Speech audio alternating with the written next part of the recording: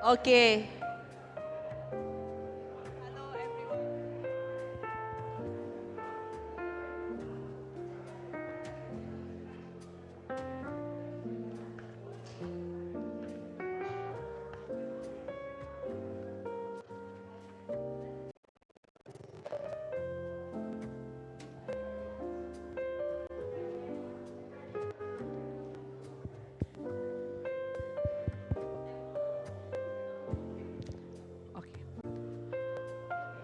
Hello, good afternoon, everyone. Uh, yeah, the music is still on. Okay. I hope that you have a good food this afternoon, and we can try to start with the next session. Welcome again to this session. I'm Indria Fernida. I'm the Regional Program Manager and Transnational Justice Asia Network in AJAR and Transnational Justice Asia Network. AJAR is very honored to be part of the partner in the Gwangju Democracy Forum. Together with us is the Transnational Justice Asia Network, the ASEAN Regional Hub of Transitional Justice Expert, which have the aims to facilitate learning and knowledge building in transitional justice and accountability in the Asia. And we have 9 members in Asia, including South Korea, and also Thailand, Timor-Leste, Nepal, Sri Lanka, Myanmar, Philippines, and Timor-Leste. This session is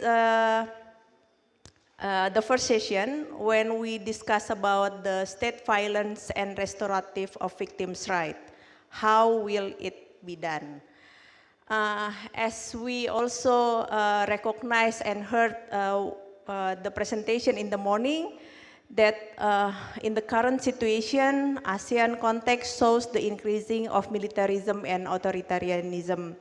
Several countries like Myanmar, Thailand, Philippines provide example of military domination. So transitional justice as perspective has striven to find truth slowly to restore victims' rights and punish perpetrators in all countries in Asia where there has been state violence. With the tragic events such as impunity or the return of military regime still taking place, the concept and implementation of transitional justice will become essential mechanism dealing with this issue. So today we will discuss how the TJ perspective on the state violence and restoration of victims' rights will be discussed. We have a distinguished resource from South Korea, Indonesia, Timor-Leste, and Thailand. I will try to introduce. The first speaker will be Mr.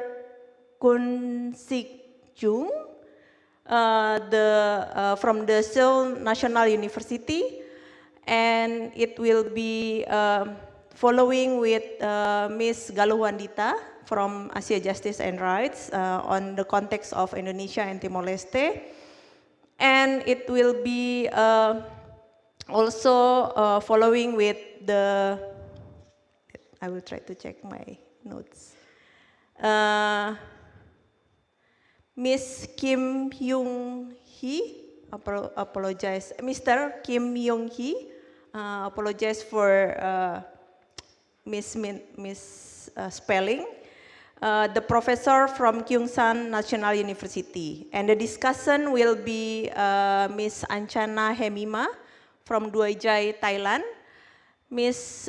Manuela Leong Pereira from Association Chega Baita, Timor-Leste, and Mr. Kim Yung Gun Kim from the Gwangju Trauma Center. So the first session, I would like to ask Mr. Jun Kensik, Professor Emeritus from the Seoul National University, to share about your perspective on the settling the past, transitional justice, and healing. You have 15 minutes, and the time is yours, Prof. 예, 감사합니다. 지금 소개하신 대로 저는 서울대학교 명예교수로 있지만 지난 2년간 한국의 진실화해위원회 위원장으로 일했습니다. 그래서 그런 그 경험과 함께 한국의 그 이행기 정의와 그 피해자 치유 문제에 대한 개괄적인 말씀을 드리겠습니다. 그 한국에서는 오래전부터 그 이행기 정의라고 하는 말 이전에 과거 청산이라고 하는 말로 그 사회운동이 진행되어 왔습니다. 1948년도에 일본으로부터 한국이 해방된 다음에 이른바 반민족 행위 특별법이라고 하는 제도가 만들어져서 과거에 그 친일파들에 대한 청산을 하려고 했는데 그게 실패로 돌아갔거든요. 그 이후에 50여 년 이상을 그런 과거 청산이라고 하는 이름의 사회운동이 한국 사회에 존재해 왔습니다. 그러다가 2000년부터 이행기 정의라고 하는 말이 사용되기 시작해서 한국에서는 과거 청산이라고 하는 말과 이행기 정의라고 하는 말이 혼용되어서 사용되고 있습니다. 근데 조금 생각을 해보면 과거 청산이라고 하는 말은 응보적 정의, 즉 과거에 잘못을 저지른 사람을 처벌하는 것을 중심으로 이 프레임이 짜여져 있는 것이고, 이행기 정의는 회복적 정의, 즉 피해자에 좀 더 초점을 맞추어서 그들이 입었던 피해를 어떻게 회복시킬 것인가, 이렇게 되어 있기 때문에 비슷비슷하기, 서로 두 개가 유사하기는 하지만 약간 그 지향점이 좀 다르다, 이렇게 말할 수가 있습니다. 한국에서 과거 청산은 1980년 5.18을 겪고 난 이후에 더욱더 강력하게 전개가 되었고, 1987년 6월 달에 이른바 제1차 민주주의로의 이행 이후에 점차적으로 제도화되기 시작했습니다. 그래서 1988년, 89년도에 처음으로 한국 국회에서 5.18의 진실을 밝히는 청문회가 열렸는데, 아마도 그 국회 청문회가 최초의 이행기 정의, 과거 청산의 이 제도화였다, 이렇게 얘기를 할 수 있습니다.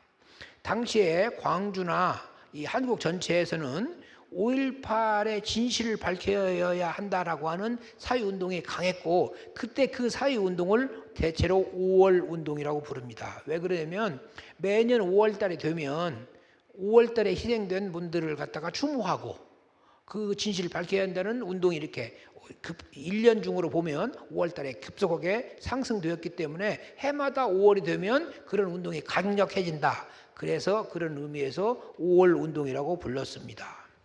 이 5월 운동이 1987년도 이른바 6월 민주화 운동과 함께 제1차 민주주의의 이행을 만들어내는 기본적인 힘이 됩니다. 따라서 한국에서는 민주화 운동과 그 다음에 이 이행기 정의 또는 과거 청산 운동이 굉장히 같이 가는, 평행선으로 같이 가는 그런 운동이었다, 이렇게 이야기를 할 수가 있습니다. 1987년도 6월 달에 그 강력한 민주화 운동 때문에 1972년부터 1980, 쉽게 말하면 7년, 그때까지 한국에서는 대통령을 국민들이 직접 직선으로 뽑는 제도가 사라졌거든요.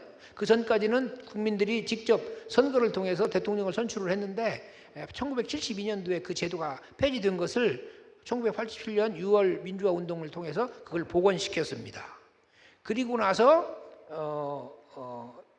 그 대통령 선거에서 불행하게도 그 민주화 운동을 했던 사람이 대통령이 되지 못하고 군부 출신이 대통령이 되면서 완전한 의미의 민주주의 이행으로는 가지 못했다.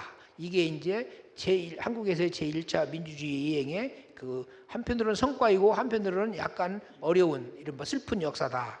그리고 나서 1992년도 대통령 선거 때 드디어 민간인 출신의 대통령 후보가 대통령이 당선이 되면서 제2차 민주주의로의 이행을 겪습니다. 제2차 민주주의로의 이행 이전에 한국의 중요한 4개의 정당 중에 3개의 정당이 합해지는 일이 있었는데 그걸 3당 합당이라고 부르는데 3당을 합당을 하면서 광주에서 주로 지지하는 정당은 그 합당에서 뺐습니다. 그 결과로 1980년 5.18 피해자들한테 1차 보상을 하는, 다시 말하면 3당 합당의 부대 조건으로 최초의 광주 5.18 피해자들에게 보상이 이루어지는 그런 일이 벌어졌습니다. 그런데 아까 말씀드린 대로 제2차 민주주의로의 이행, 즉 김명삼 대통령이 당선이 되면서 5.18에 대한 본격적인 기념사업을 하겠다라고 공약을 했고 다시 추가로 보상을 실시하겠다라고 했습니다. 다만 중요한 1980년 5.18에 광주 시민들을 탄압했던 그런 책임 문제는 역사로 묶어가자라고 제안을 했거든요. 그래서 한편으로 보면 2차적으로는 보상 다음에 기념사업, 그래서 이 건물이 지금 만들어진 겁니다. 그 보상 다음에 두 번째로 기념사업이 이루어졌지만 유감스럽게도 책임자 처벌 문제는 뒤로 미뤄졌기 때문에 당시에 광주 시민들이나 5.18 부상자 희생자들이 그건 안 된다, 열심히 싸워서 1995년도에 처음으로 이른바 5.18 특별법을 만들었고 5.18 특별법을 만들어서 당시에 국가 테러리즘, 국가 폭력의 중요한 책임자들을 처벌하는, 그래서 어떤 일이 발생했냐면 1980년부터 87년까지의 대한민국 대통령이었던 전두환, 그리고 88년부터 92년까지 대한민국 대통령이었던 노태우 두 사람을 처벌하는 일이 1997년도에 일어났습니다. 다시 말하면 이행기 정의의 과거 정산에 굉장히 중요한 책임자 처벌 문제가 그렇게 매듭이 된 것입니다. 그리고 나서 제3차 이행이 뭐냐면 1997년도 12월 달에 드디어 김대중이라고 하는 사람이 대통령으로 당선됐고 그 김대중 대통령에 의해서 본격적인 의미의 이행기 정의로 나아가는 그런 일이 발생한 것입니다. 다시 말하면 5.18 문제뿐만 아니라 다양한 과거 권위주의 하에서의 인권침해 사건들, 더 나아가서 1948년도 제주도에서 벌어졌던 4.3 사건들에 대한 진실규명을 하겠다. 그래서 2000년에 4.3 특별법이 발효가 되고 그 다음에 과거 권위주의 정권 하에서 죽음을 당했던, 그렇지만 그 진실을 제대로 잘 알 수 없었던 의문사 위원회가 만들어져서 의문사 사건들을 조사를 하고 그 다음에 민주화 운동 과정에서 피해를 받았던 사람들한테 보상이 이루어지는 그런 삼중적인 의미의 이행기 정의가 만들어졌습니다. 다시 말하면 2000년부터 본격적으로 이행기 정의의 시대로 접어들었다. 그 전까지는 과거 정산의 맥락이 좀 더 강했다, 이렇게 할 수가 있고, 그 다음에 아시다시피 2000년에 처음으로 남한과 북한의 지도자가 만나서 정상회담을 했잖아요. 정상회담을 한 결과로 남북한 간에 과거에 한국 전쟁 때 이루어졌던 여러 가지 그 문제를 좀 더 풀어내면서 화해로 가는 그런 역사적인 발걸음을 2000년에 디디었다. 그리고 나서 2002년도 대통령 선거에서 다시 민주당 후보가 당선이 되면서 어떤 일이 발생했는가? 2004년도에 과거 일제시대 일본의 식민지 지배하에서 발생했던 친일파 문제, 친일 반민족 행위자 문제들을 갖다가 진상규명하는 그런 법률이 통과가 됐고, 2005년도에 그래서 그것에 따라서 친일 반민족 행위 진상규명위원회가 출범했습니다. 그로부터 6개월 후에 한국 전쟁 때 일어났던 중요한 인권침해 사건들을 조사하는 진실화해위원회가 만들어진 것이죠. 그래서 크게 보면 한국의 이행기 정의는 이처럼 한 4번 내지 5번 정도의 그 과정을 겪으면서 완벽한 모습을 그렸고, 2005년도에 가면 첫째 탈식민, 두 번째 탈전쟁, 세 번째 탈독재라고 하는 삼중적 차원의 이행기 정의의 틀이 만들어진 것입니다. 그래서 2005년부터 2010년까지 약 5년간 본격적으로 한국의 이행기 정의 문제가 진전이 되면서 다양한 그런 사건들의 인권 침해 피해자들에 대한 보상과 진실 규명과 이런 것이 있었던 거죠. 다만 책임자 처벌의 문제는 5.18 문제를 제외하고 다른 그 이행기 정의 프로젝트들에서는 다루지 못했습니다. 그리고 두 번째, 한국 전쟁 때 피해를 입은 사람들, 한국 전쟁 때 민간인 학살에 의해서 그 사망자들이 엄청 많았는데 그분들에 대한 보상 문제는 2005년도 입법 당시에는 배제되어 있다가 2009년도에 한국 법원에서 최초로 한국 전쟁 때 사망한 사람들에 대해서도 피해 보상을 해야 한다라고는 판결이 이루어지면서 본격적으로 한국 전쟁 당시에 사망한 분들에 대한 민간인 사망자들에 대한 피해 보상이 부분적으로 열리게 된 것입니다. 그리고 여러분도 알다시피 2008년부터 2016년까지 한국은 민주정부로부터 크게 보면 보수정부로 다시 되돌아왔고 보수정부 하에서는 상대적으로 이행기 정의 프로젝트가 조금 더 소강 상태에 있다가 여러분들 다 아다시피 2016년 12월, 2017년 1월 이 무렵에 유명한 촛불 시위가 이루어지면서 다시 한국의 민주주의가 리바이벌하는 민주화를 좀 더 진전시키는 그런 에너지가 마련이 되면서 그 촛불 혁명에 의해서 만들어진 문재인 정부 하에서 다시 두 번째 큰 파도, 두 번째의 이행기 정의의 파도가 생긴 것이고 그 맥락에서 2020년에 진실화해위원회가 다시 문을 열게 되었고 4.3 특별법이 개정이 되면서 이제 보상이 이루어지는 4.3 사건 당시에 사망했던 분들에 대한 보상이 이루어지게 되었고 그 다음에 이제 처음으로 여기 전라남도의 여수 순천 지역에서 있었던 1948년도 사건에 대한 진실규명이 이루어지고 그런 식으로 해서 2020년, 2021년도에 다시 한번 두 번째의 웨이브가 발생을 했다. 그런데 이제 아시다시피 작년에 다시 정권이 교체되면서 한국의 이행기 정의의 프로젝트들이 더 진전될 수 있을 것인지 아니면 이 정도 상태에서 머물 것인지에 대한 그러한 갈림길에 서 있는 것이 현재의 상황이라고 말씀드릴 수 있습니다. 좋죠? 좋습니다. 잠시 이제 그 시야를 돌려서 아시아로 시야를 돌려보면 여러분들 아시다시피 한국 그 시민들이나 다른 대부분의 외국의 이행기 정의에 관심이 있는 분들은 남아프리카 공화국의 넬슨 만델라와 투투 주교에 의한 그런 진실화해위원회에 너무 잘 익숙해 있고 그 다음에 두 번째로는 남미에서 이루어진 여러 가지 그 이행기 정의 프로젝트에서 잘 알고 있는데 상대적으로는 아시아의 이행기 정의는 덜 알려지고 있다가 2010년 이 무렵에 최근 10년 또는 20년 안에서부터 본격적으로 서로 교류가 이루어지면서 조금씩 알려지게 되었습니다. 실제로는 오늘 우리 아자르의 여러 멤버들도 오시고 그래서 인도네시아 또는 스리랑카, 캄보디아 또는 뭐 동티모르, 미얀마, 태국 이런 쪽에 그 과거의 국가폭력과 이행기 정의에 관한 논의는 많이 이루어지고 있지만 상대적으로 동북아시아 특히 몽골과 타이완은 이런 그 네트워크에 잘 참여를 못하기 때문에 덜 알려져 있는 게 아닌가 이런 생각을 저는 하게 됩니다. 특히 광주에서는 한국의 어디보다도 이 광주에서는 인도네시아는 특히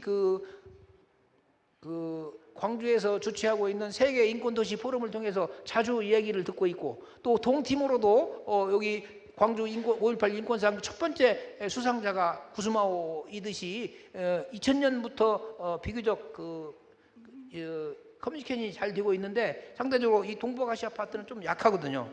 하여튼 그런 내용인데 그래서 제가 이제 이 원고에는 그 동남아시아의 여러 나라 상황들을 다 적기는 적었지만 그건 다 생략을 하고 잠깐 그 몽골과 타이완에 대해서만 말씀을 드리면 몽골은 1990년부터 지금까지 소위 말하는 국가회복위원회라고 하는 것을 두고 약 3만 명에 대한 인권 피해자들 조사를 했고 그분들에 대해서 상당한 정도의 보상이 이루어졌습니다. 주로 언제 시기냐면 1937년 스탈린 치하에서 인권 침해를 당했던 분들, 좀 더 올라가면 1921년부터 1960년대까지 몽골에서 이루어졌던 수많은 정치적인 탄압에 대한 조사와 함께 놀랍게도 30년간 지속적으로 그 국가회복위원회를 두고 이행기 정의를 갖다가 실현해 왔다. 이런 것을 제가 말씀을 드릴 수가 있는데 몽골은 이런 국제적인 네트워크에 잘 접해지지 않기 때문에 잘 안 알려져 있고요. 두 번째는 이제 한국과 가장 유사한 민주화의 경로를 밟았던 것이 타이완입니다. 타이완의 경우에는 여러분 다 알다시피 1995년도에 일찍부터 228 사건, 1947년도에 발생했던 228 사건에 대한 보상이 이루어지게 되었고, 그로부터 3년 후에 1950년대, 60년대, 70년대의 이른바 백색 테러에 의한 그런 피해자들에 대한 조사와 함께 그 보상이 이루어졌습니다. 근데 타이완의 경우에는 이행기 정의라고 하는 개념이 늦게 들어왔기 때문에 2017년도에 비로소 이행기 정의 이 위원회가 만들어졌어요. 그래서 그것도 5년간 4년 정도 하고 작년에 문을 닫았는데 그러니까 타이완의 경우에는 228 사건을 중심으로 해서 일찍부터 보상이 이루어졌지만 본격적인 의미의 그 진실규명 조사는 약간 그 생략한 채 이루어지다가 2017년, 18년, 19년 이 무렵에 본격적으로 이행기 정의위원회가 가동이 되면서 그 문제에 대한 논의를 했다. 이렇게 이야기를 할 수가 있습니다. 이제 제가 이 진실화해위원회 위원회를 이끌면서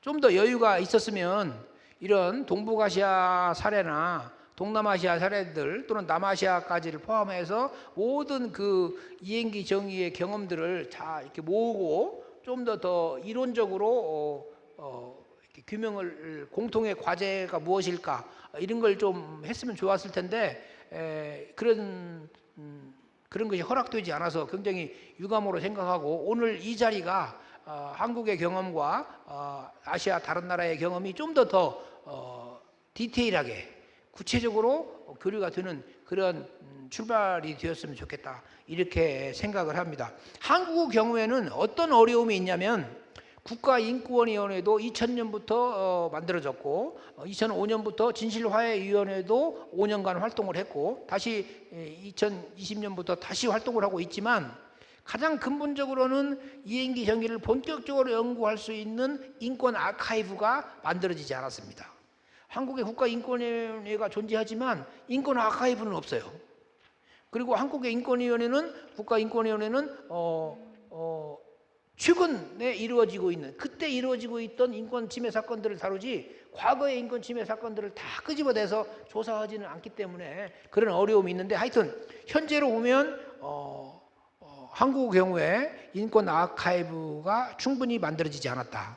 두 번째는 이런 것을 가지고 이렇게 연구할 수 있는 이른바 진실화해재단이 만들어지지 않았다. 다만 유일하게 5.18의 경우에만 지금처럼 5.18 재단이 만들어져서 지금 벌써 이제 30년 가까이 가고 있는데 5.18 재단과 같은 그런 그 재단이 서울에도 있어야 하고 사실은 뭐 다른 지역에도 있어야 하는데 물론 제주도에도 있고 부산에도 있긴 있지만 본격적인 이런 국제적인 경험을 교류하고 그걸 학문적으로 정리하는 그런 기능은 역시 5.18 재단이 가장 앞서 나갔다 이렇게 이야기를 할 수가 있습니다. 그래서 앞으로 이제 우리들이 그 아시아 각국의 그 연구를 통해서 구체적인 연구를 통해서 경험들을 나누고 더 나아가서 이론적인 그런 그 정립을 통해서 세계 여러 나라에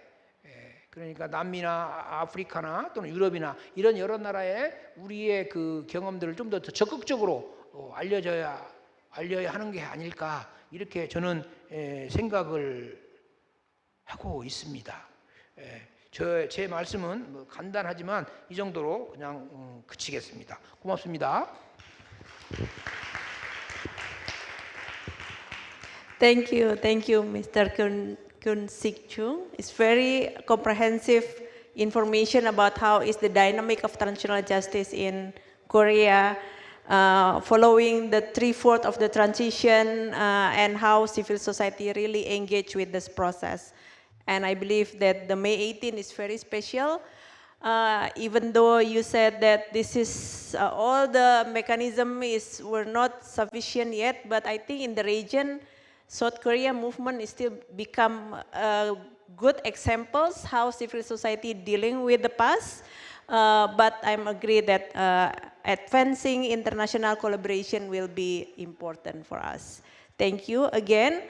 The second speaker, I would like to give the pace for Ms. Galuh Wandita, a director of Asia Justice and Rights, and also one of the experts of Transitional Justice Asia Network. She will speak about the context of Indonesia and Timor-Leste. Please, Galuh, 15 minutes. Good afternoon. First of all, let me extend my heartfelt solidarity to the brave people of Gwangju who stood against injustice, impunity, and now 40 years later are still an inspiration for all of us in Asia about how to work on peace, healing, and democracy. Can the committee put on my PowerPoint or? Okay, thank you. So I've been asked to talk about the recovery of victims. First of all, let me say that I was very honored to be appointed as the Deputy Director of Timor-Leste's Truth and Reconciliation Commission, CAVR. After that, I worked with the International Center for Transitional Justice before then setting up AJAR with my colleagues, some of them are here at this table with me. So I want to give you 3 words in terms of how the way forward for working with survivors. It's truth, bread, and tea. And let me explain. Right now, unfortunately, as our speakers spoke this morning, we are really in a situation of backtracking in terms of democracy, and there is a rise of authoritarianism, militarism, military junta in Myanmar. It is really impacting our situation in the region. And unfortunately, sexual and gender-based violence is continuing to take place during these conflicts. So it's things from the past, Indonesia's own unaccounted past, East Timor still struggling, even though we had a truth commission. But now we have new violations in Myanmar happening daily. Also, the work that my colleagues and I have been doing with the Rohingya refugees in Cox's Bazar. So impunity has allowed this continued stigma and repeated violence, particularly in terms of sexual and gender-based violence. I wanted to just share a little bit about Indonesia's relationship with Timor-Leste. We have a shared history, but also a shared struggle for democracy and human rights. We have a shared future. And because of that, even though Timor-Leste rightly has become an independent country now for a long time, for more than 2 decades, our connection is strong because we were victimized together due to the Cold War. Indonesia had a massacre of more than 1 million people. Still, our government has not really officially accounted for that. And then 10 years later, in 1975, we invaded East Timor and let another bloodbath happening. When Suharto finally resigned in our May movement, in May 1998, Timor-Leste then was able to have a referendum under the UN. Even though it was very much marred with violence, the Indonesian military using Timorese militia, causing a situation of fear and violence, but the people of Timor-Leste still chose to become free. So in a way, Timor-Leste is ahead of Indonesia in terms of accounting for its past. We had a process in 2002 to 2005. I think Timor-Leste was one of the first truth commissions in this region, taking more than 8,000 statements and making sure that women were part of that statement-taking process. We did research, we did public hearings, and at the end, the Truth Commission, CAVR, was able to document more than 800 counts of sexual violence and made a finding about sexual violence being used as a tool of war, that it was a crime against humanity and also war crimes. But that was 2005. After the Truth Commission report came out, there has been a long silence in Timor-Leste. A long silence, and for survivors, they say it felt like we were found and then we were lost again. It's only in 2017 that finally the Timorese government set up the Centro National Chega, which is an institution that is now mandated to make sure that the Truth Commission's recommendations are implemented. So I just wanted to note that the CAVR office is in Balide. It's a former prison, and it was also where the Japanese military had its headquarters during World War II.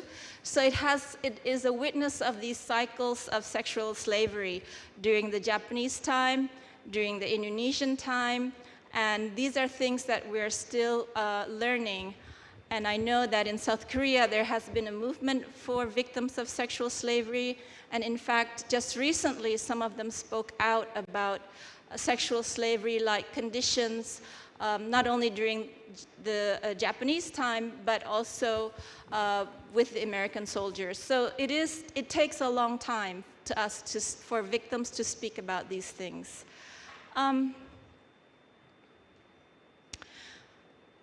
We have a challenge in ASEAN where there is a promise for the right to remedy. It is in our charter that every person has the right for an effective and enforceable remedy. But in reality, we are so far from that because the charter also allows for non-intervention. So it's two opposite notions. How can you monitor human rights violations if you don't want to intervene with each other? So for sexual gender-based violence, it is continuing the impunity that has been happening in many ASEAN countries. So Truth, Bread, and Tea, this has come out of the work that Manuela and I have been doing for more than 2 decades in Timor-Leste, and also now more and more we're doing this in Indonesia and a little bit with our colleagues in Myanmar within the difficult context, and also with the Rohingya refugees camps in Bangladesh. So truth, of course, is the recognition of what happened. And this is a very key foundation for empowerment for victims. Unless we have that acknowledgement, maybe from civil society first, from society, but initially, at the end, it has to be government and state recognition as well. But I found that in our work with the CAVR in Timor-Leste, if it's only truth without bread, then we cannot progress. What do I mean by bread? Bread, we mean, is the foundation of life. So how can they meet their basic needs? How can they have food, water, shelter, healthcare, all of those things? Because without that, survivors cannot continue the long road of struggling for justice. But bread also means access to justice, meaning that they can find ways to counter the stigma and discrimination that they feel from their own community and sometimes in their society. So that is including a really important part so that victims can struggle for many decades ahead, because change doesn't come like that. When regime changes, many of the norms and values that stigmatize and discriminate victims of sexual violence remains. And so it is a long, long struggle ahead.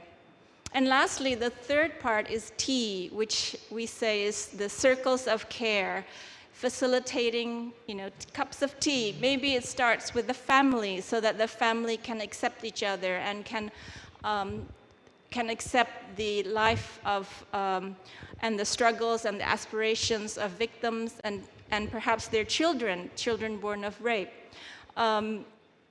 And the circles of care have to be concentric and building to the community, to the society, and also in terms of international solidarity.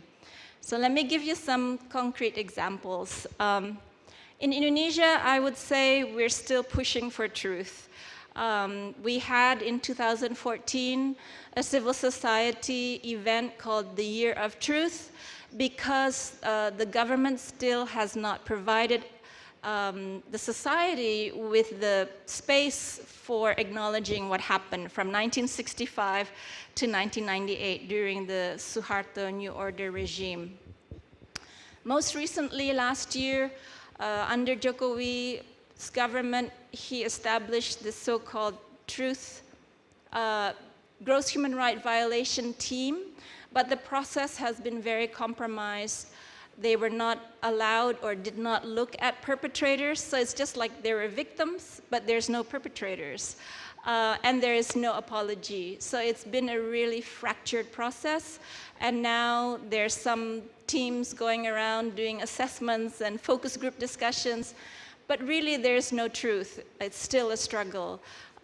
We do have a human rights court from 2000 during the early days of Reformation, but really it is only on paper. It is not actually producing anything in terms of justice. In Myanmar, the conflict is still brewing.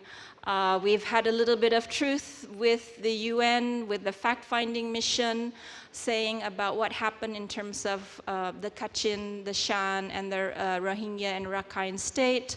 Civil society inside Myanmar has been really important in terms of working within what is the possible areas that there is some safety, providing livelihood, psychosocial support, and these are just little bits of cups of tea in an ocean of need. As well with the Rohingya refugees in Cox's Bazar, they just had a huge cyclone, mostly skipped them, but there's still many houses that have been destroyed yesterday, and the cyclone has now landed in Sittwe. And we don't know exactly what happened there because communication is very, very difficult.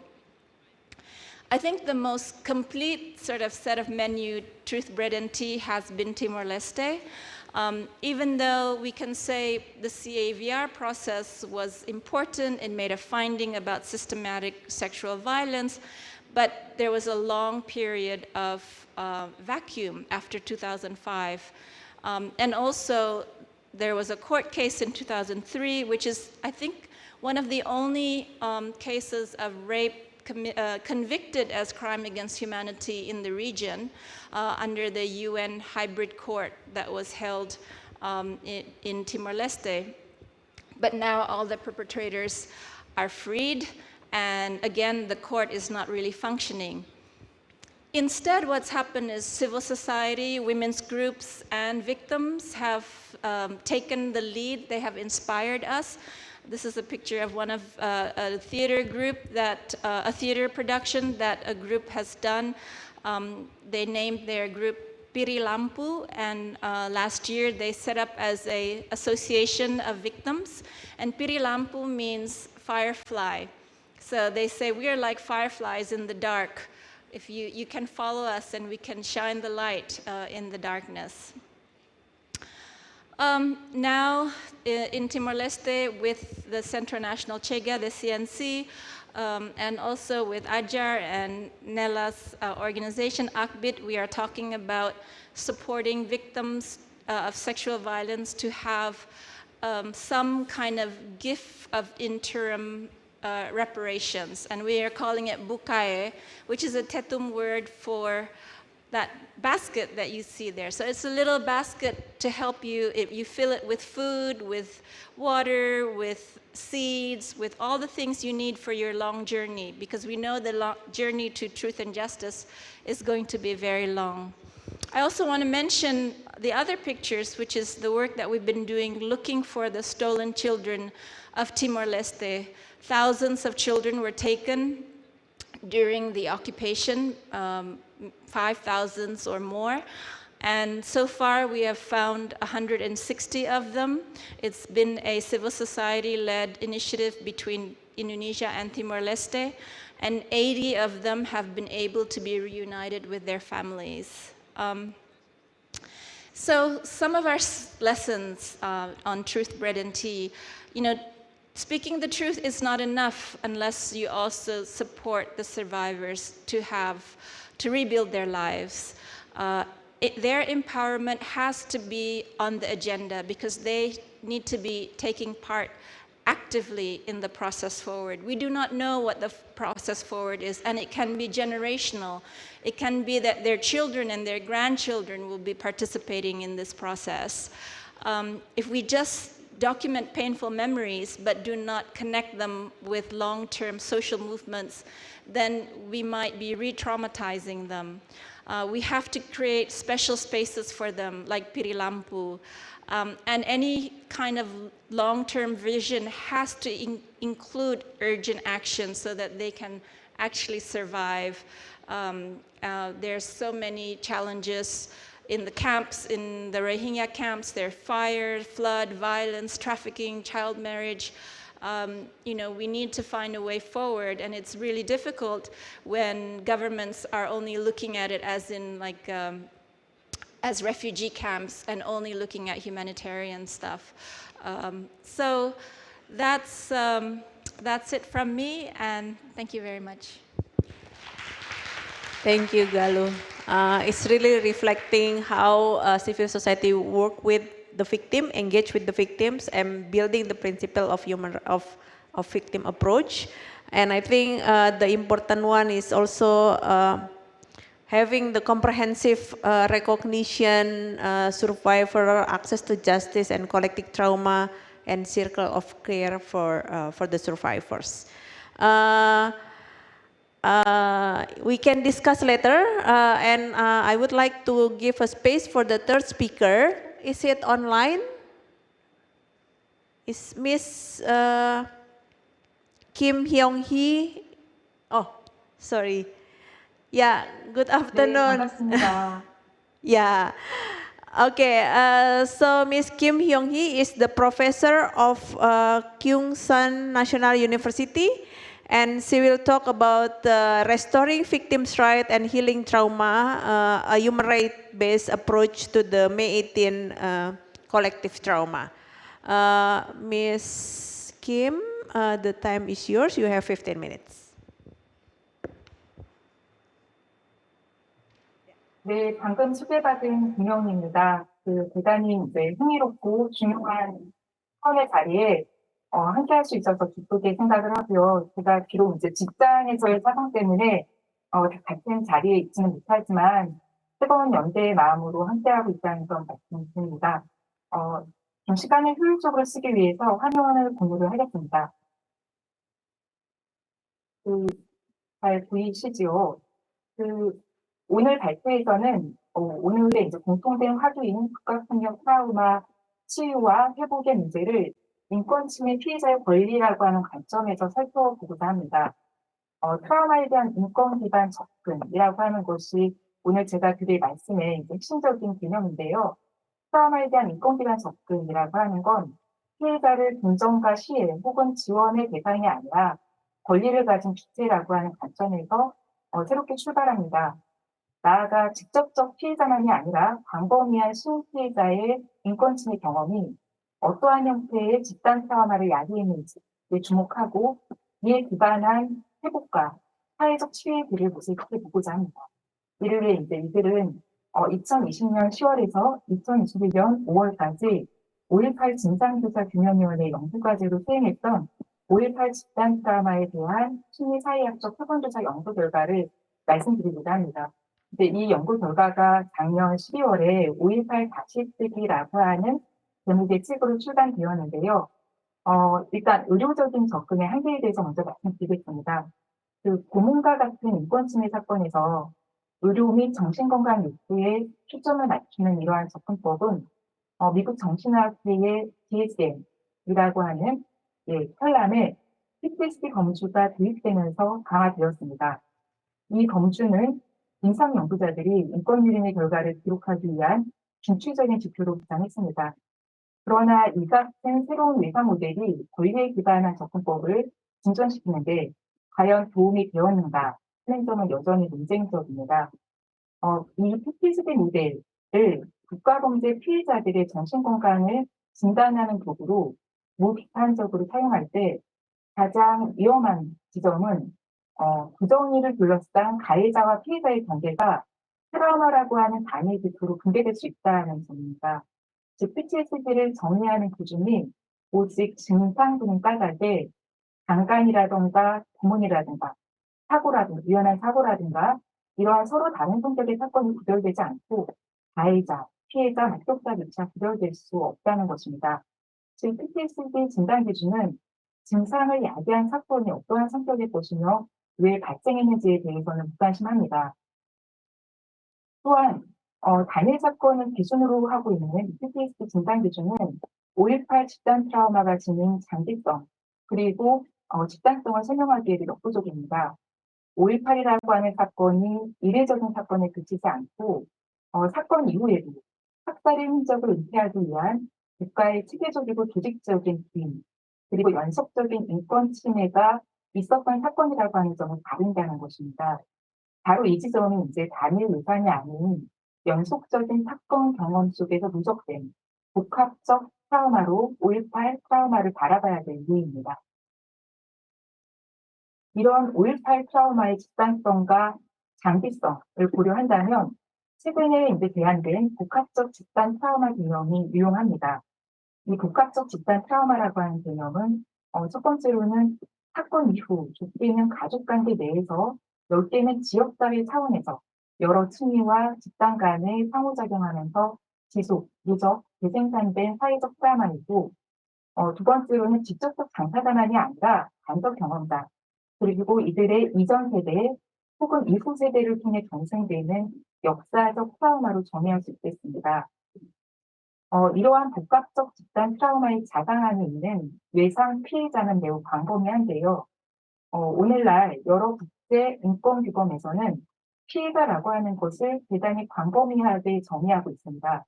즉 권력의 자기 또는 부자들을 통해서 신체적 고통을 겪은 사람들만이 아니라 정신적인 침해나 정서적인 고통, 그리고 실질적인 권리의 침해를 겪은 사람들을 피해자로 정의를 합니다. 특히 이들 이제 국제 문서는 인권 문서는 고통당하는 희생자를 지원하거나 희생을 방지하기 위해 개입하는 과정에서 피해를 입은 사람들 또한 피해자로 규정하고 있습니다.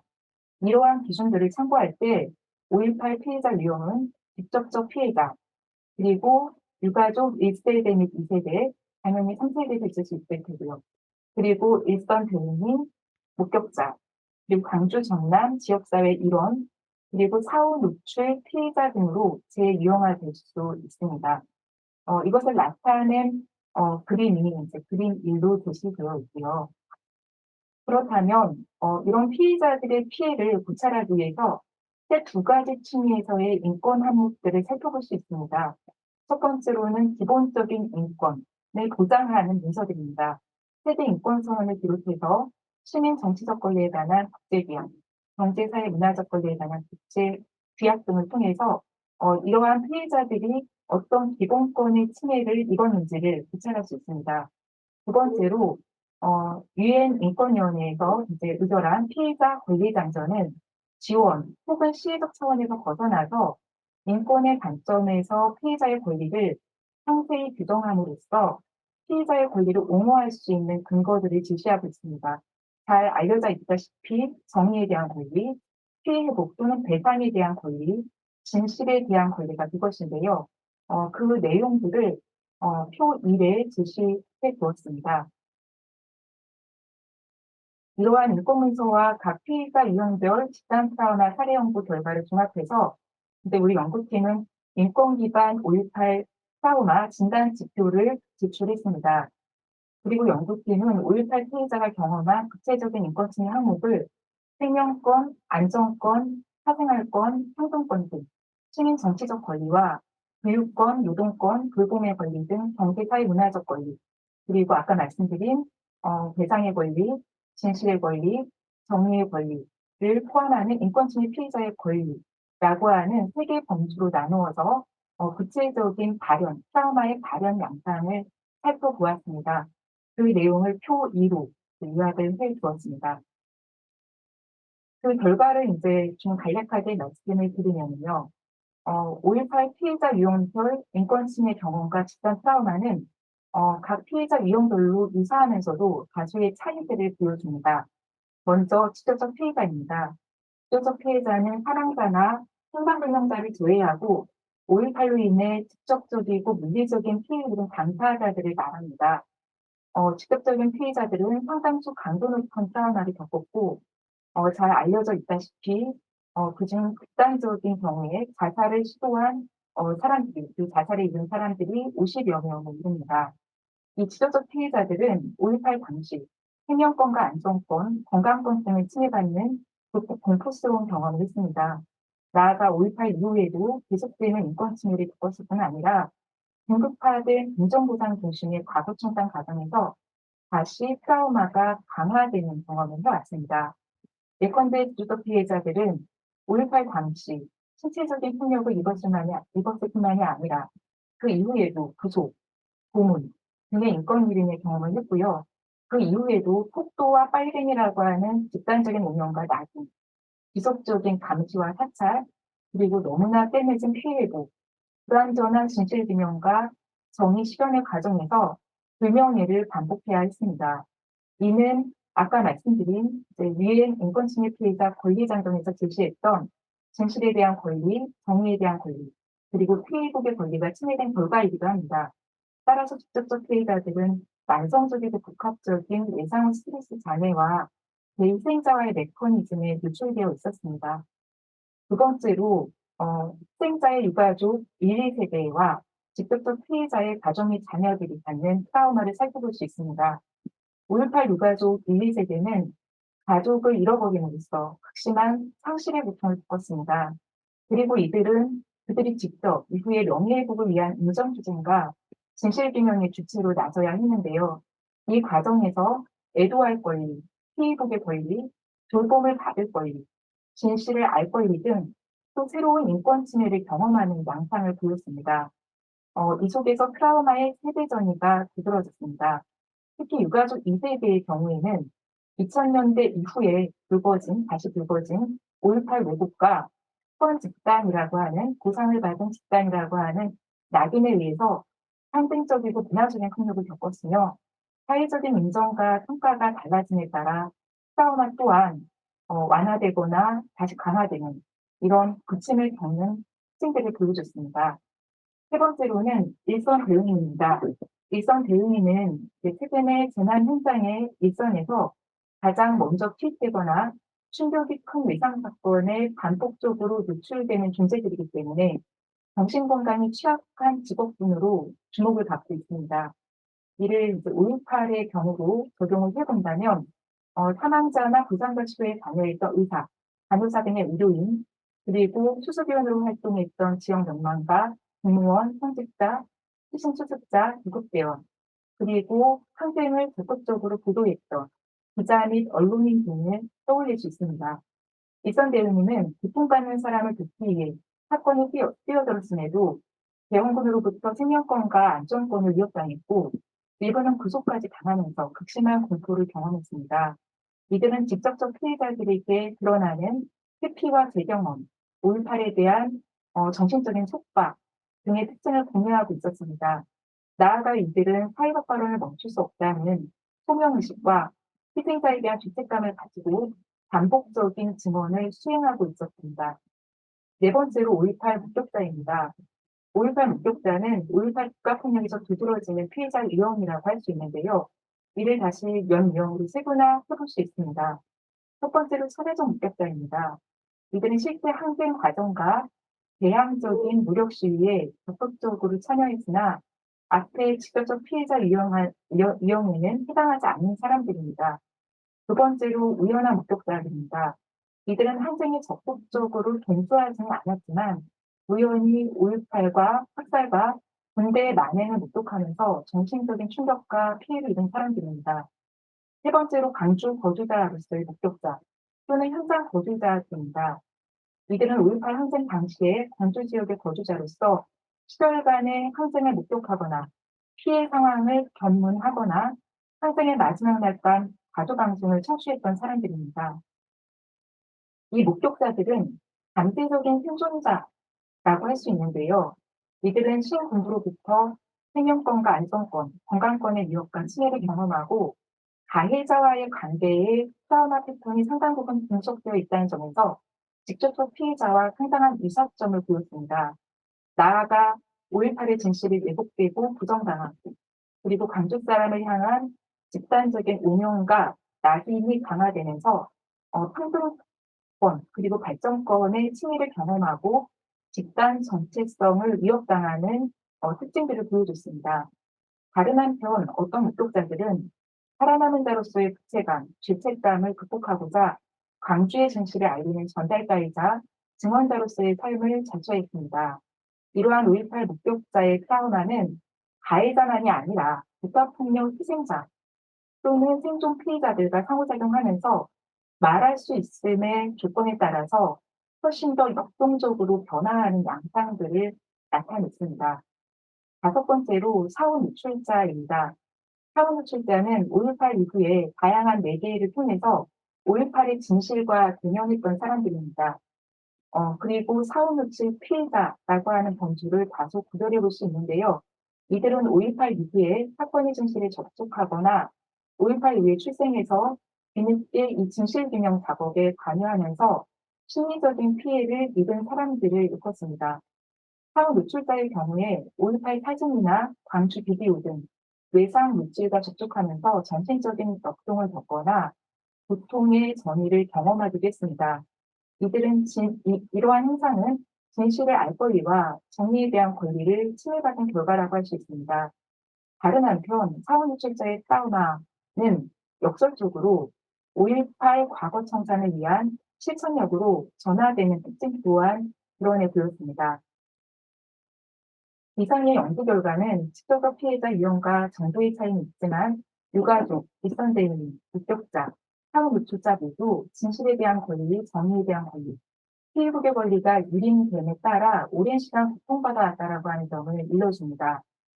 이렇게 볼 때 5.18 피해자의 부대책과 트라우마 해결 과정에서 여전히 중요한 것은 인권의 옹호와 증진이라고 하는 원칙을 확립하는 것입니다. 특히 진실과 정의에 대한 권리는 피해자의 권리일 뿐 아니라 해당 사회 구성원들의 집단적 권리이기도 하다는 점에서 집단 차원의 피해 구제와 트라우마 회복 방안을 적극적으로 모색할 필요가 있습니다. 그리고 이러한 계획이 온전히 실현되기 위해서는 다양한 피해자의 집단 트라우마에 대한 광범위하고 지속적인 후속 연구가 보다 진전될 필요가 있습니다. 이러한 조사 과정은 그 자체가 피해자의 증언을 청취하는 과정인 동시에 다양한 시민 피해자의 참여와 다력화를 촉진하는 END 정의의 방법론이기도 합니다. 말할 수 없었던, 말해지지 못했던 피해를 발굴하고 가시화하는 작업은 직접적 피해자와 일반 시민 모두를 5.18로 인한 고통의 당사자이자 과거 청산 주체로 소환하는 작업이라고 할 수 있습니다. 그런 점에서 연구팀이 시도했던 5.18 피해자 유형의 재구성은 단지 피해자의 범위를 확장하고자 함이 아닙니다. 이 작업은 고통의 역사성과 집합성을 지금 이 순간에도 고통받고 있는 구체적인 생존 피해자의 실상과 연결해서 진실과 정의의 가치를 이룬 집합적 피해국가 사회적 청산의 길을 새롭게 열어가는 과정이기도 합니다. 네, 이상으로 발표를 마치겠습니다. 감사합니다.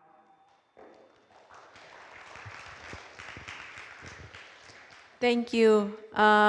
It's really interesting to understand how is the dealing with the trauma of the May 18 survivors, and there are many and various efforts that can do to deal with that. It's not just if we follow on the human rights based approach, it's just strengthening that this is not just medical approach, but also dealing with the communities and also recognizing the survivors. Thank you again, then we can discuss later.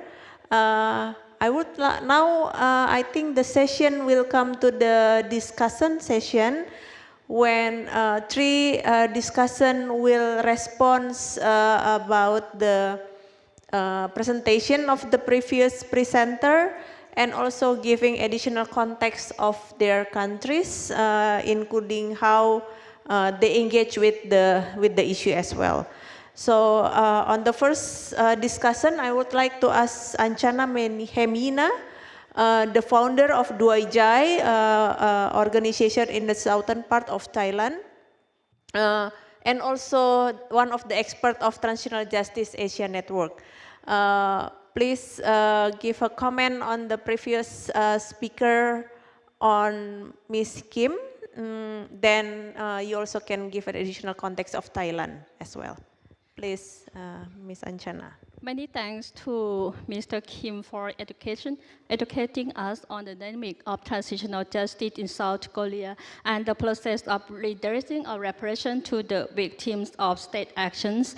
Whether internal political conflicts and the international conflict, and the more difficult when other countries involved in the conflict too. We see two things we can learn from your presentation and from Ms. Kim too. First, the use of transitional justice in domestic social for rehabilitation and reconciliation, especially the reparation of victims through compensation.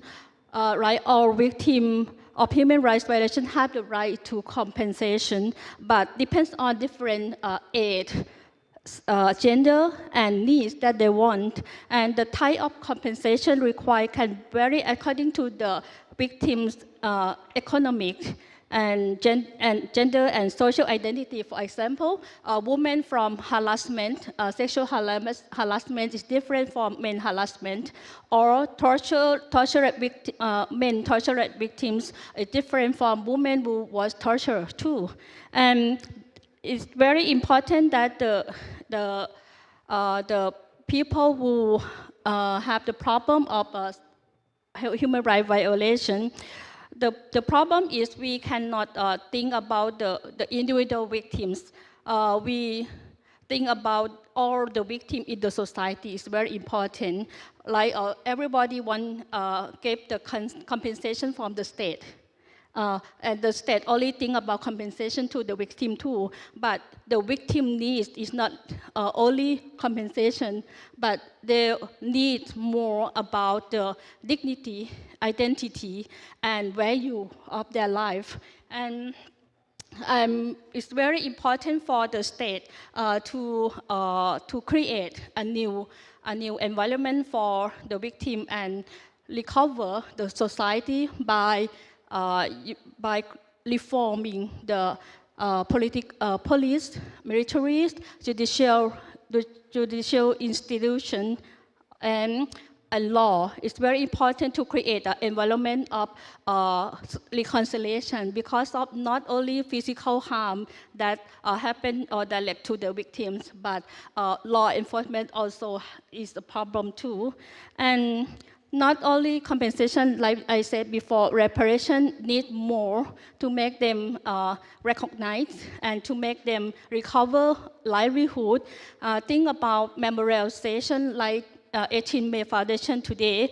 Everybody here, because we would like to remember the violence that happened in the past, and we would like to prevent the violence in the future. That is the aim of Memorize, and it's very important to other countries in the society, in the world, need to make about this event too. Like in the Thailand, we don't have any event like this, or only in the center of Thailand in Bangkok. And the challenge of reparation is the group of victims, like the indirect victims or community, and the community and the second generation or the third generation, how they prevent the violence happen again, or non-recurrence, like a TJ Pula. And it's very important for them to know the past and how to prevent the future by law enforcement and by organize the memorization and by compensation the victim, direct victim. The problem is we found and how to prevent the direct victim from re-traumatization, because of they think about the happening in every year, how to prevent them to re-traumatization and make them understand the aim of memorization too. And secondly, that we learn about your speech, we think about the importance of reforming the role of the state and the reforming of the constitution, law, and give the information, the knowledge to the new generation. Because of today, I saw some youth joining the event, but I need to have a community joining the event too. I hope that on 18, maybe community in Gwangju joining the memorization event. It's very important to make them recognize that all around the world remember this important event. And this is the inspiration to other countries think about democracy, like in Thailand also. And from my side, my experience, I'm from Pattani, or what you call it? I'm from southern border provinces in Thailand that we have the conflict since 1909. In the past, Pattani have Sultanate. We have independent country before, and after 1909, the Siam have signed the treaty with the British, and then separate the Pattani two sides, one part of Malaysia and one part of Siam, or Thai in the name, in the modern name. And the people would like to be independent, same the past. And during the governed by the Thai state, we found that they used assimilation to Thainess because of Malay. People in Pattani, we call Pattani in the past, people in Pattani mostly Malayu Muslim who have different religions, have different language, different dress and cultural, and the Thai government during that time would like to assimilation them to Thainess, like a dress, hat, language, education, and make them, some of them free to Malaysia or Europe, and then have creating new movement or labor group. They have a problem in 1960 to 1980, and we call the labor group PULO, BRN, and BIPP is active right now. And after that, we used the labor group using bombing and shooting to direct to the civilian and officer, security officer. But the Thai government would like to protect civilian too. But they use the special law. They enforce two special law. First, martial law. Second, emergency decree. And third, National Security Act, like your country in the past too. And from this law, can detain more than 37 days without arrested violence. We found that since 2004 until now, we have more 7,000 people dead, 13,000 people injured. And from the special law enforcement, we have more than 10,000 arbitrary detention only to Malayu Muslim. And we have some of them recorded by Doi Group and other organizations. 150 were tortured inside the military and police camp. and 508 people were killed during attack or battlefield. 33 people were enforced to disappearance. And women and children also detained and investigation due to her husband or their father, threat or suspect person. And after that, Deutsche established in 2013 to make them have access humanitarian and access to justice system and rehabilitation them, like rebuilding torture victim, rebuilding the family of extrajudicial killing, and protect women from sexual harassment and detained without arrested warrant. How we can approach to the victim is very important because of in the conflict situation or conflict area, nobody trusts each other. Even though we are the non-government organization, every time we came to visit them, they ask them, are you a government officer? No, it's not. And because of I work since 2013, then we have many target groups that we visit them before. And then this is the first step that I have a network to access the survivor or victim. After that, we help them, and then there are network for our organization. The second, we collect information from the social media because we are monitoring human rights situation in the South since 2013, and we have many database about torture victims and database about arbitrary detention, and then we visit to their house to ask to assess assessment and assess them about what the problem they faced up during that time, like economic problem, psychologist problem, physical problem, and social problem. And because of in the past, we learned from the clinical psychologists from Malaysia and Thailand and Switzerland to know about how to interview survivors from the human rights violation. It's very important to make them trust us during working on this issue. And that's the two ways that we approach to the victim. The second way is very difficult to make them trust because of I visit to the house and then I'm knocked the door. That's why I'm a stranger the first time. And it's difficult to make them trust. Then we visit them the second time and the third time.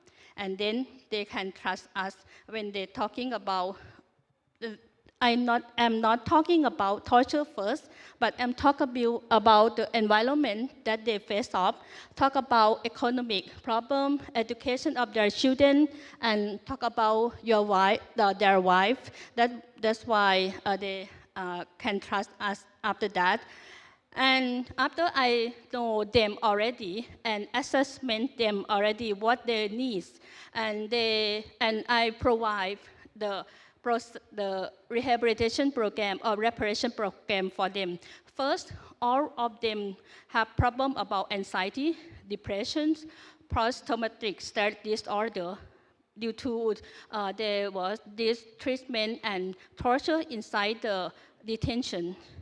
And family also have problem because of domestic violence from the anxiety and from the PTSD that they face. And the children suffer from stigmatization due to the society denied this family.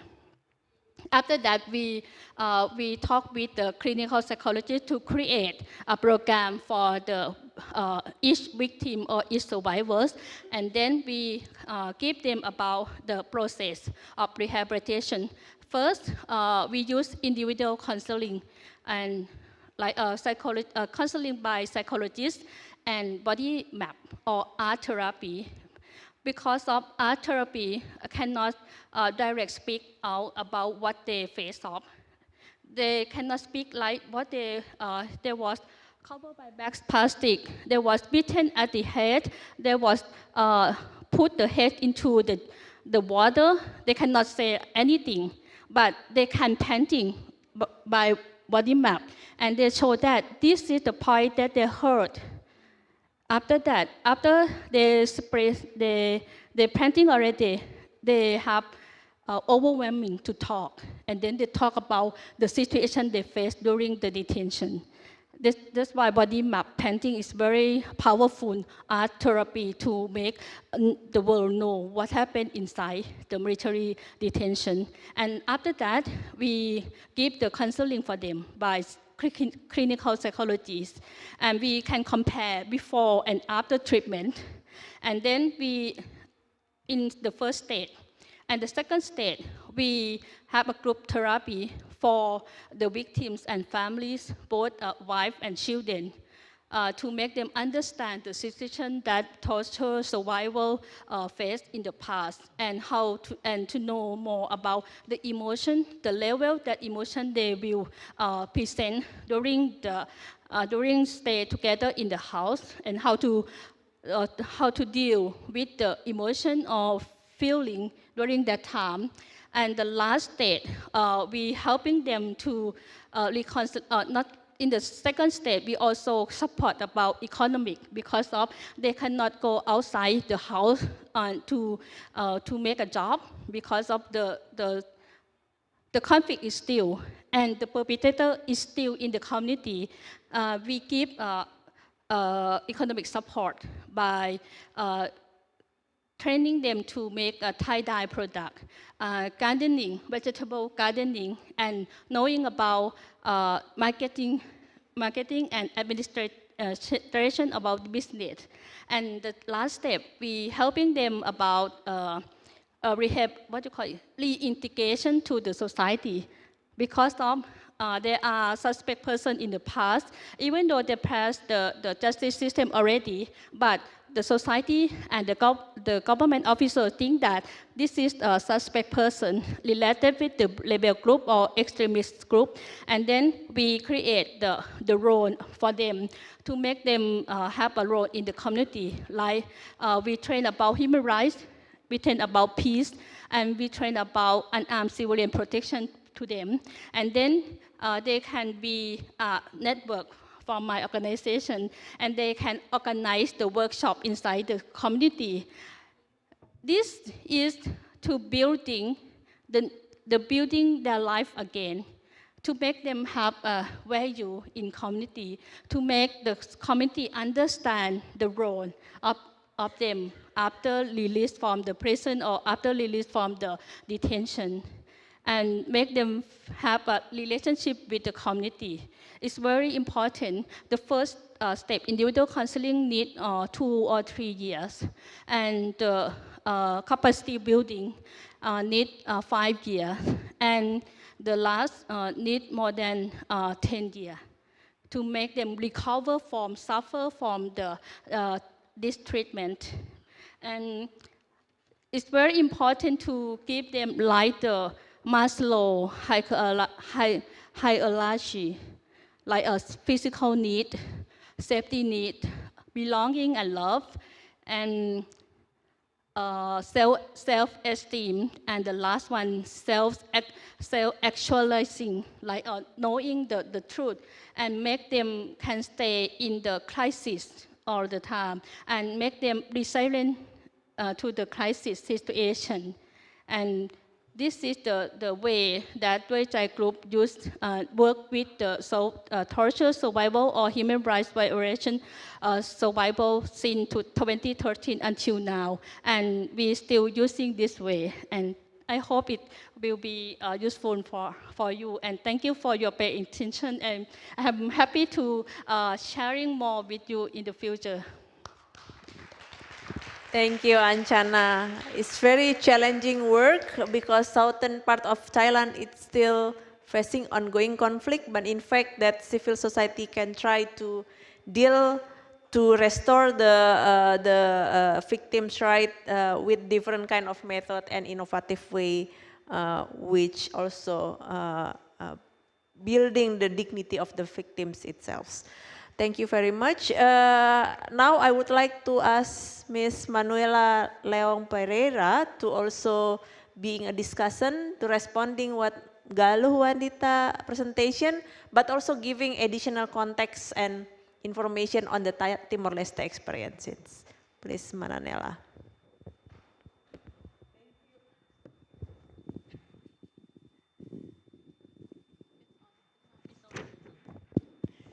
Thank you, Mana Indri. First of all, my solidarity greetings to the friends of Gwangju community who have fought hard against injustice and are still persistently fighting today for recognition, freedom, and peace. I'm very grateful to be present in this important moment, to meet everyone present here. Thank you to the May 18 for inviting and facilitating me to be here. Thank you, Managalu, for giving a presentation on the lesson learned on gender justice struggle from Indonesia, Timor-Leste, Myanmar, and South Korea.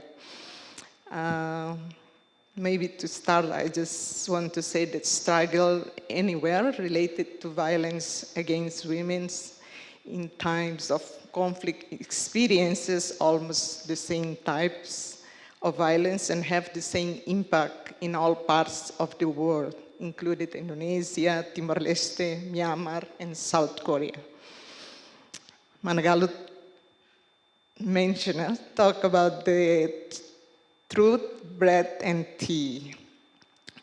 Yeah, this is a comprehensive component to fulfill the right of the victims and survivors for past conflict, because we are many years dealing with this, and we can say that this is a very ideal, but we can say that process of transitional justice through Truth-Telling Commission.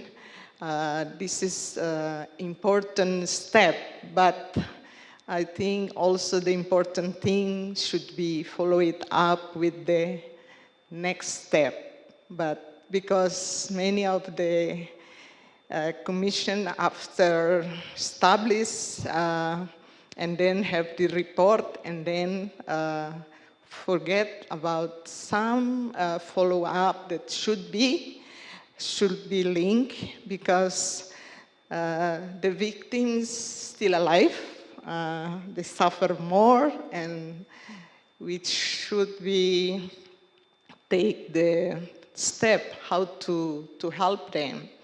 But in reality, sometimes it takes time. For example, in East Timor, we have in a long years after the report was given to the government, we have to wait long until we have another institution to follow up the recommendation. Yeah. Because we said why this is very important, because the next implementation or next step will be became a determinant of Truth Commission efforts to answer victims' rights according to the applicable law or achieve the ideal objective. Yeah. Yeah, we, as an organization from Timor-Leste, we have worked more than 2 decades accompanying victims of violence during the conflict, and also particularly our focus to the victims, women's victims and survivors, particularly also for who suffer from sexual violence, including rape, forced marriage, and sexual slavery. And we based on what we can say that we have truth, we have bread and tea, but still not complete, not comprehensive. Not comprehensive, but not too many people have this access. That's why we accompany the victims, empower the victims group, how they can be strong to fight for their rights. We say that, yeah, during the struggle, the survivors of violent human rights violation, they struggle to support their families, and also they suffer. They sacrifice themselves, their family, and after independence, they also make an important role how to recuperate, and also how to change not change, but influence or contribute to not repeat again in the future. That's why we say that even though we have already our report, but the truth process is still going on. There are still many women that not spoken yet. We have many activities how to support these women, because the truth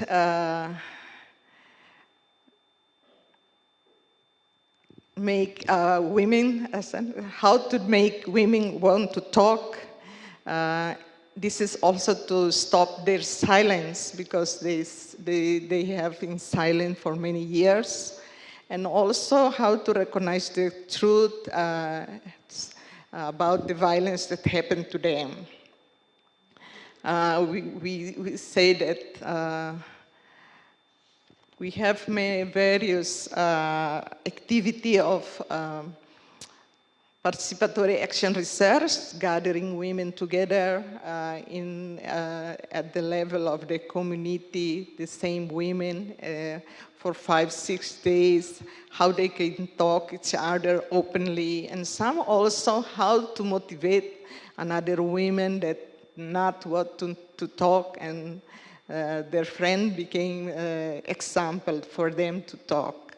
And this is also a good process, how they can empower each other, because particularly for the women that live very far in the remote areas, discrimination, stigma, and marginalization, it became big problem, because people don't know what happened to these women. They just heard about not good story. For example, for women, from sexual violence, sometimes they are just prostitute. They are women from soldiers, and this is because women not talk about what happened to them. But after we talk with them, involve them at the activity, they want to talk, speak up, and now there are many women want to involve.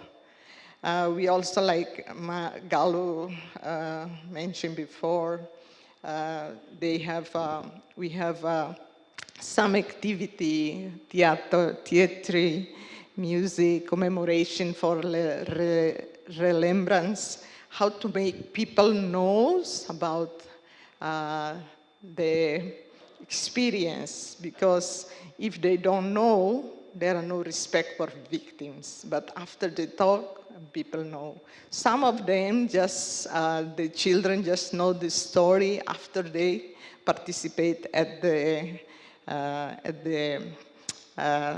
activities. And also, one important thing that justice is still important for them.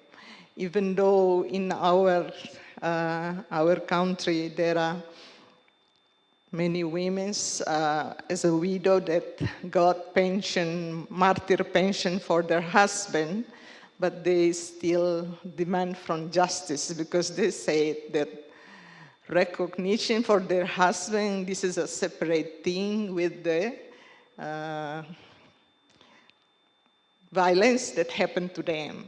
Like they always cite it like this. And I think the other thing that we say that, but truth alone, this is not enough.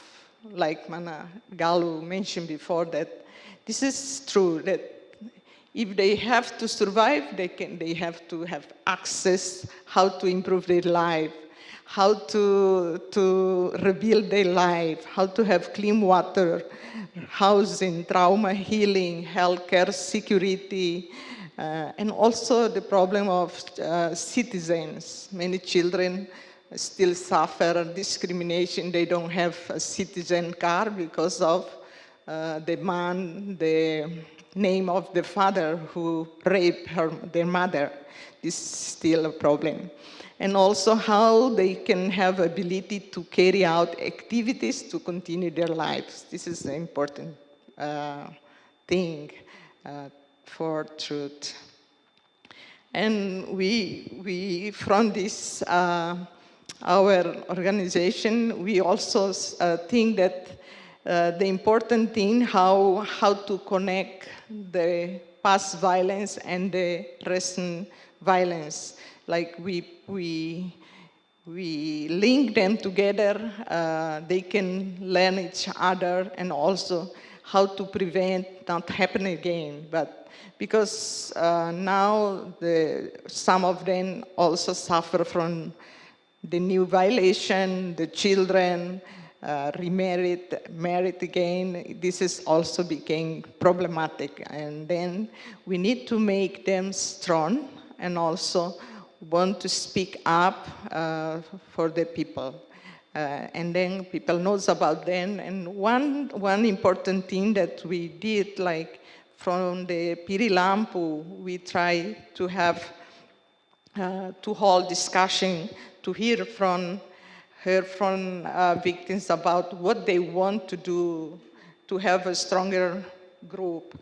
And also, train them to become organizers of vocal points to each region, and also to became a group that specifically talks about the right of women victims of conflict, sexual violence. This activity make them confidence, and also they can lobby directly to the members of the parliament, demand the government official, and speak in media. This is because of the process of being together, sharing together, learn each other together. And one important, other important thing that Mana Galu said about how, how to have, to build chains of care. This is very important. I think in every community, this is very important thing, because from this, they can get support.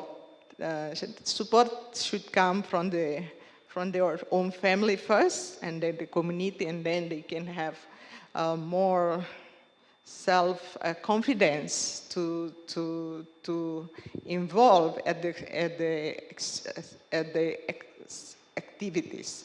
And also we said that the process, how they want to share each other, this is a good thing, like, because we don't have trauma healing activities, because we don't have enough resources for this, but just like gather together, dancing and talk each other, and then they will feel light, and they say that, oh, I feel lighter and I don't have headaches anymore. This is for them, it's enough. And sometimes also gather with another women from other districts, this is also became a good medicine for them because they can, they know another person have the same experience and the same courage to talk, and this is also the good lesson that they can learn directly. And another thing that we, in relation with the government, we think that we also practice and we maintain good relation to gain easy access to government programs that survivors should get. But on the other hand, we strengthen survivors through training to know their rights and have the courage to challenge and also to demand the government. And this is a good example that they already have this courage, and they can stay in front to talk to the person. And also, we also learned from this process that we must ensure survivors are strong to survive, including fighting discrimination, stigma, and stopping the shaming of women's victims. And I think this is a good thing to close, that we have to ensure that they are being strong to survive, to include its fighting against discrimination, stigma, and shaming of women's victims. Thank you. Thank you. Thank you, Mananela. It's reflecting that truth is not enough, justice is still important, even though it's like in the complex situation of Timor-Leste. Okay, I would like to ask permission to have maybe 5 to 10 minutes, maybe 5 to 7 minutes, to have a final discussion from Myung Gon Kim from Gwangju Trauma Center to also share about the experiences of Gwangju Trauma Center dealing with the trauma of the survivor. Please, Mr. Myung Gon Kim. 예, 우리 광주 트라우마 센터가 오늘 우리 2023 광주 민주 포럼 국가폭력과 피해자 권리 회복에 이렇게 섹션에 참여할 수 있게 돼서 정말 감사드립니다. 시간이 굉장히 많이 남지 않고 있는데 저희들 할 얘기도 상당히 많이 있습니다만은 압축해서 빠른 시간 안에 마무리 짓도록 하겠습니다. 광주 트라우마 센터는 2012년에 우리나라 전국 최초로 국가폭력에 의한 트라우마를 치유하는 전문기관으로 출발해서 현재 우리 센터에 등록되신 회원분들은 약 한 1,090여 명 정도가 있으십니다. 우리 센터에서는 국가폭력을 경험하신 분과 그 유가족분들을 등록 회원으로 해서 트라우마 치유 프로그램을 제공하고 있고요. 또 치유와 재활을 통한 치유 공동체 조성을 위해서 노력을 하고 있습니다. 우선 오늘 말씀드릴 건 우리가 다양한 프로그램을 실시하고 있습니다만은 작년 하반기부터 지금도 진행 중에 있습니다만은 온천수 치유 프로그램에 대해서 말씀드리고자 하는 겁니다. 우리 국가폭력 그 후유증과 온천수 치유에 대해서 말씀을 드리면 국가폭력으로 인한 트라우마는 한 개인의 신체적 또 심리적으로 심각한 후유증을 남기는 건 사실입니다. 트라우마 사건으로 인해 그 고통스러운 기억의 회상이나 악몽, 불안, 우울, 또 이제 자살 생각 뭐 이런 것 때문에 심리적 어려움과 또는 구금이나 고문, 구타 또는 총상, 뭐 부상으로 인한 그 신체적 후유증으로 직업을 상실하거나 가족이 해체되거나 사회적 고립감을 겪는 등 여러 가지 그 사회적 문제를 야기하고 있지만 이러한 복합적 문제들로 인해 어려움을 겪는 국가폭력 피해자분들에게 트라우마 치유가 필요하다는 것은 너무나 당연한 일인데요. 트라우마 후유증은 크게 신체, 심리적, 사회 후유증으로 나눌 수 있지만은 우리 센터를 찾는 피해자들은 신체적 후유증은 주로 근골격계 질환으로 인한 만성적 통증에서부터 심각한 그 총상 후유증을 호소하는 경우도 있고 그랬습니다.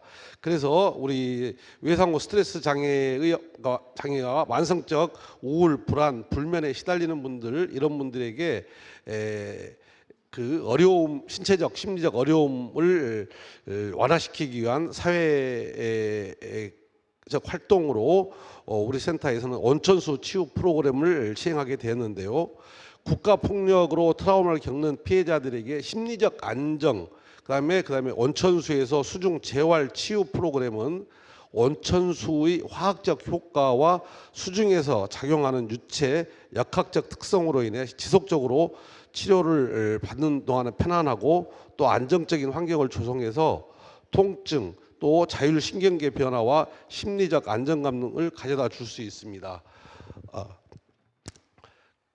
또 이 프로그램들을 통해서 온천수 치유를 한다는 것은 그 지하에서 자연적으로 생성된 광물질 등이 함유된 온천수를 치유의 목적으로 사용하는 것을 의미한다고 정의할 수 있는데요.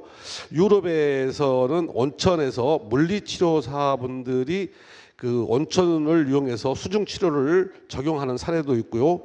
또 그 온천수의 수중 이완 치료는 온천수의 화학적 물리적 특성을 이용해서 통증, 또 신체 기능을 향상시키고 심리적 안정에 효과적입니다. 또 부력이라는 물의 물리적 특성을 이용해서 그 관절의 부하를 크게 줄여주고 편안한 움직임을 가능하게 해주는 역할도 하고요. 또 수중에서 그 역학적 특성들이 신체를 지지하고 또 안정을 제공함으로써 심리적 안정감을 높이고, 또 우리가 지상에서 그 물속이 아닌 지상에서 실행하기 어려운 동작들도 가능하게 할 수 있다는 장점을 가지고 있습니다. 온천수 수중 치료에 적용함에 있어서는 물의 온도가 필수적인 요소인데, 그건 왜 그러냐면 근육의 이완이라든지 가동성을 또 증진시키고 유연성을 높이기 위해서 따뜻한 온도로 적용하는 것이 효과적이고, 특히 34.4도씨나 37.8도씨 사이의 온도가 그 치유 대상자들에게 통증, 또 근력을 강화하고 보행을 증진시키고 또 유연성과 심폐 기능을 향상하는데 또 심리적으로도 그 안정적인 효과가 있다라고 하겠습니다.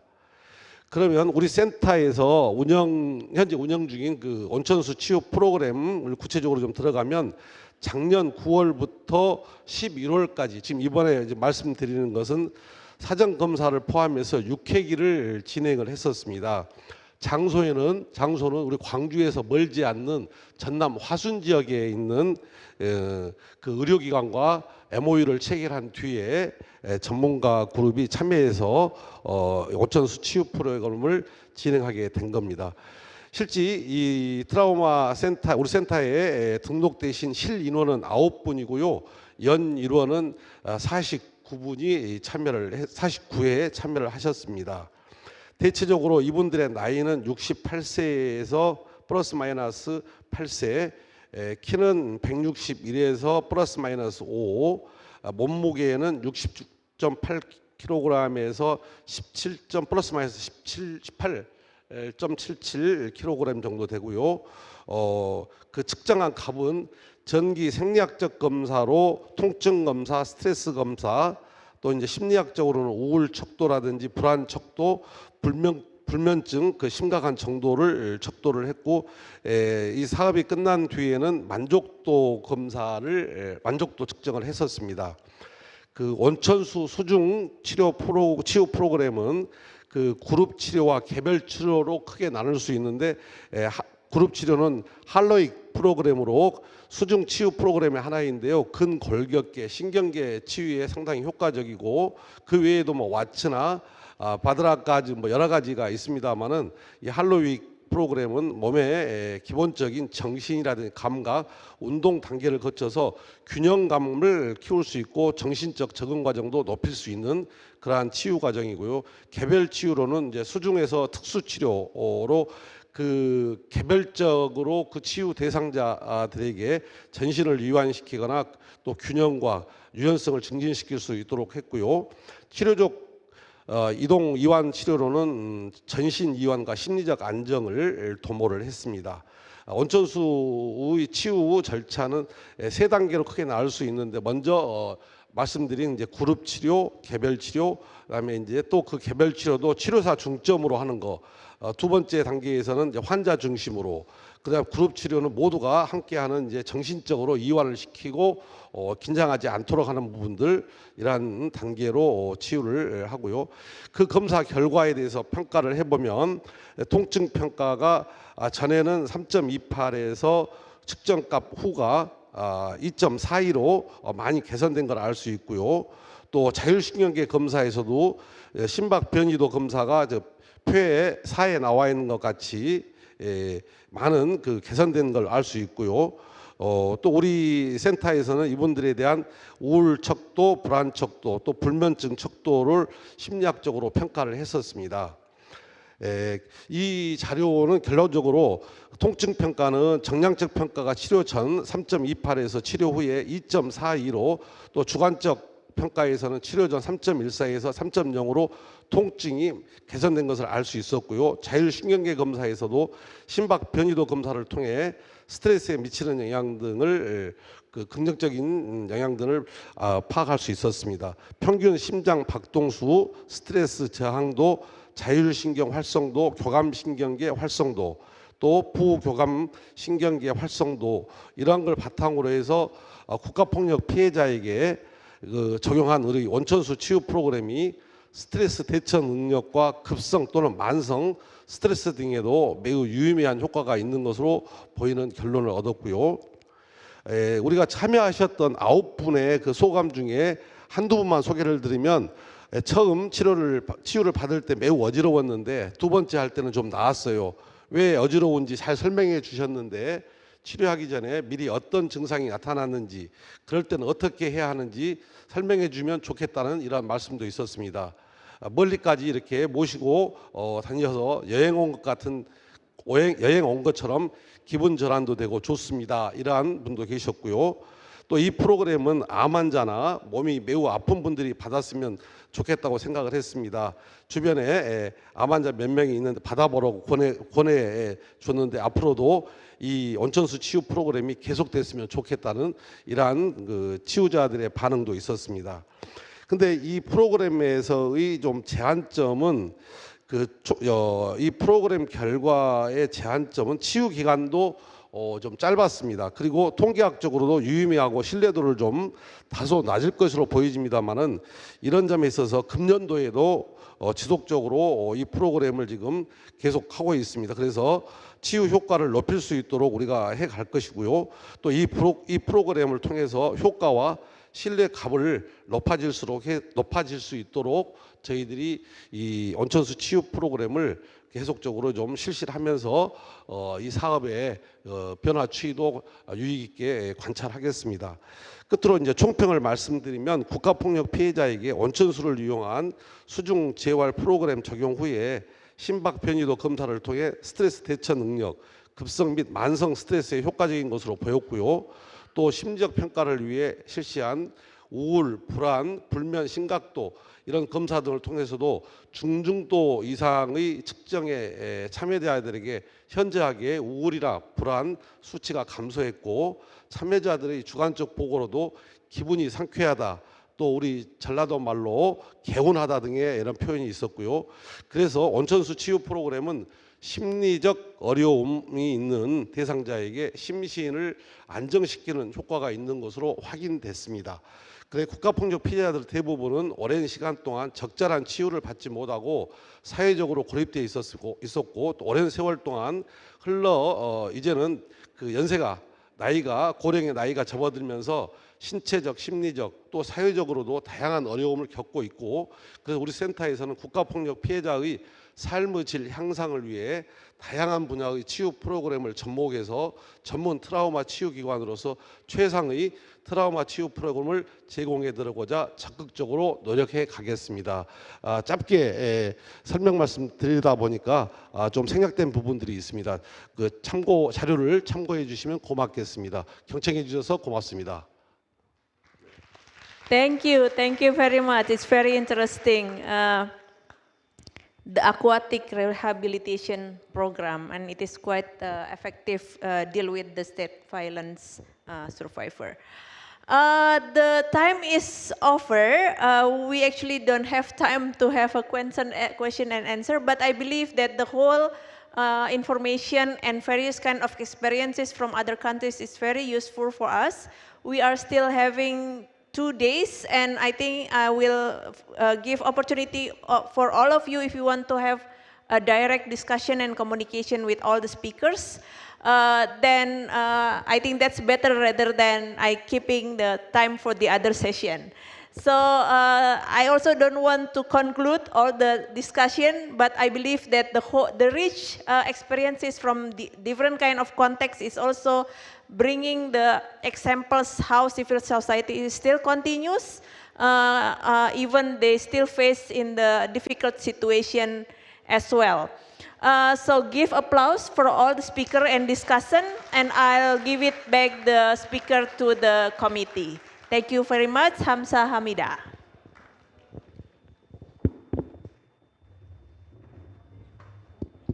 네, 감사합니다. 인드리아 씨 앤 발제자분들과 토론자분들 감사합니다. 네, 저희가 지금 세션이 조금 늦게 끝났어요. 그래서 지금 4시 10분에 시작을 하려고 하거든요. 네, 지금 약간 커피 브레이크 갖고 4시 10분에. Maybe the next session is the start for 10 p.m. Yes, let's take a coffee break and come back here by 10 and 4:10. 4:10.